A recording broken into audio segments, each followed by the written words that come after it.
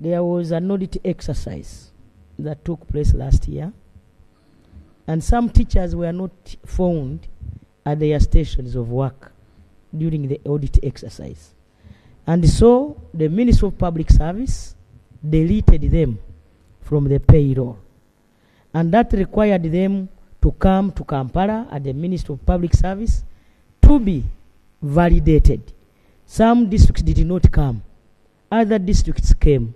So what I can say is that we request those teachers, and they were given dates. They would say District A, B, C, D, please, and they would announce even on TV, come to Kampala for validation. But some people did not come. I don't know whether the Minister of Education has something. Honourable members, by the way, there was a human resource audit for all institutions, including Ministry of Education. First of all, I'd like to thank the Right Honourable Prime Minister for giving that answer, which is correct. And I want to appeal to the Honourable colleague who has asked that question. As far as I and us in the Ministry of Education are concerned, first of all, it's surprising that for the whole year, a civil servant, particularly a teacher, who is entitled to his salary, has not gotten his payment. So I really want to request, in line with the directive of the Right Honourable Prime Minister, that we follow up and we work closely with you.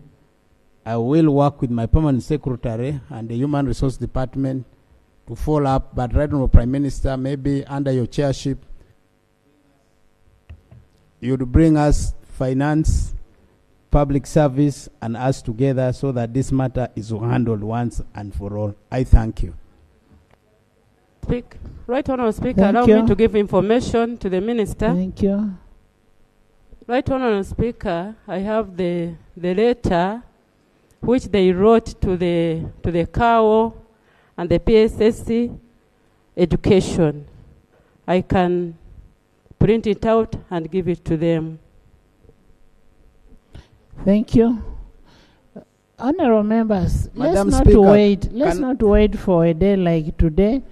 Let's get these things done even before waiting for this. Madam Speaker, can I invite the Honourable Member tomorrow to come to office at 10 a.m. in the Ministry headquarters, and we handle and we follow up the matter. I thank you. Yeah.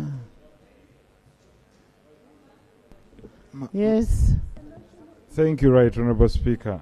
I think the matter we are addressing, Right Honourable Speaker, on human resource database is one that is important. And the question is to the Prime Minister, why in this day and era are we still running a manual verification payroll with the digital migration that we have? When we are well aware that some things can be weaned out when there is digital integration.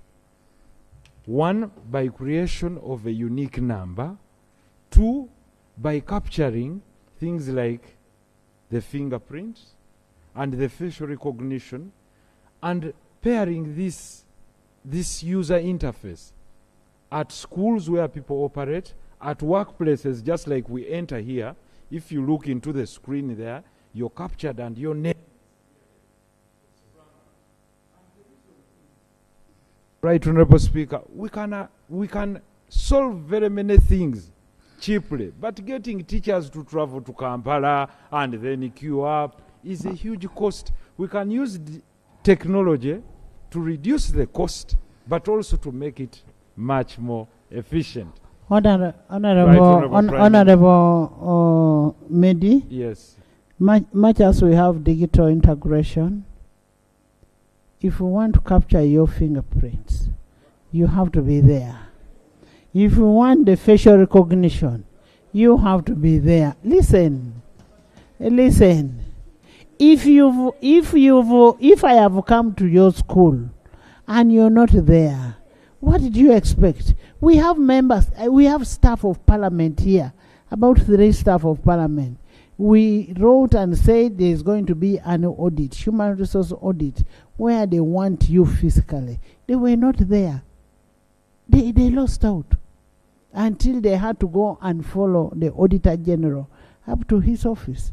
So you cannot put a blame on the manual system, but the blame is, were you available at the time the audit was there?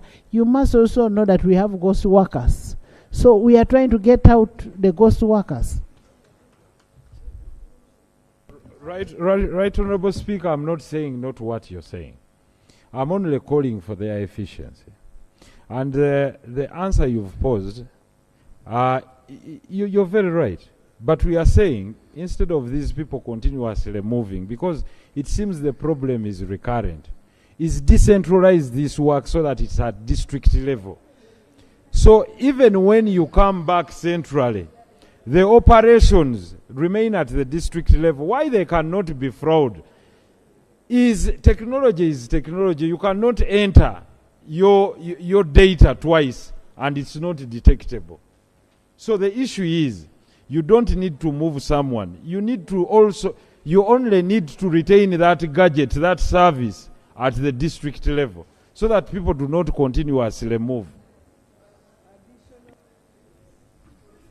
Yes. Madam Speaker, thank you for the opportunity. He wants to respond. Madam Speaker,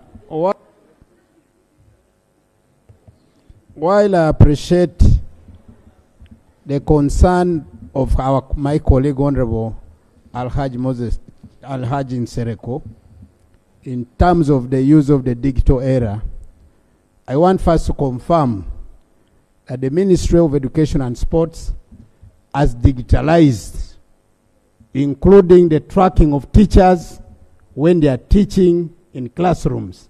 That system is in place. Number two, we have digitalized the registration of all children. No wonder we were able to confirm that as of today, we had some schools, which I can quote for the record. I had one school called Agule Seed Secondary School, which had given us an inflated number of students, but when we went into EMIS is Education Management Information System, out of the 2,000, we were able to confirm that school only had 400. No wonder today we send money for capitation grants based on a digitalized system which we are operationalizing as Minister of Education and Sports. So for that, Right Honorable Speaker, Achomai Primary School. Achomai actually in the Speaker's constituency. Yes. They had also inflated the what? The number.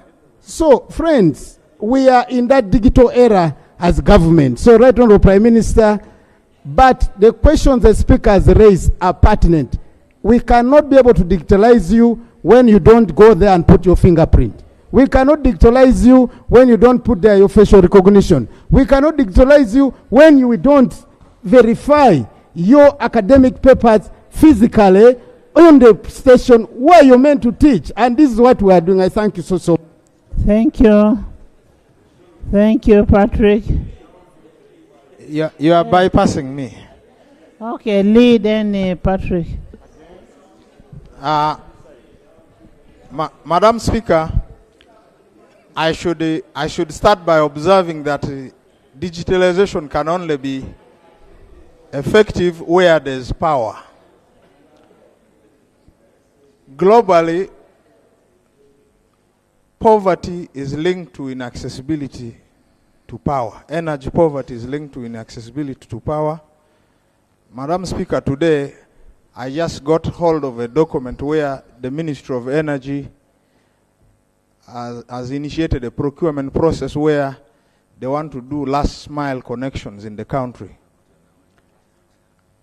And arising from this, we are going to have 600,000 connections in Central. In Western Uganda, we shall have 153,000 connections. The East and the Northern Uganda, comprising Karamoja, Lango, Acholi, West Nile, they are only getting 138 connections. So I want I want the Prime Minister to come and explain to us how was this decision arrived at. Because we would want to see equity happen in this country, and this document is a public document, and we want to understand this precisely so that we know we are at the table of sharing things. Thank you.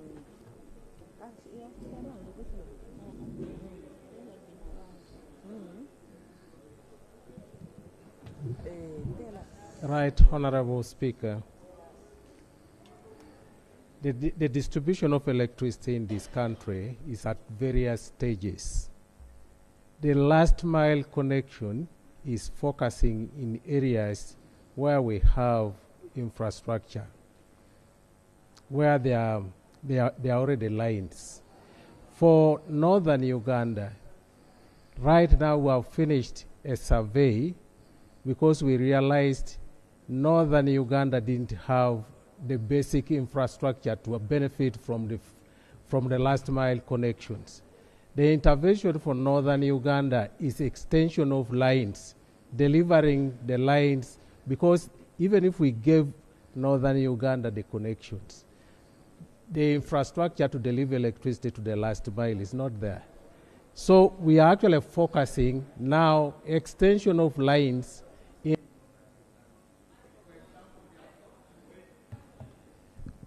We have just finished a survey in northern Uganda to take electricity to the sub-counties. Then thereafter, we shall actually follow with the last mile connections.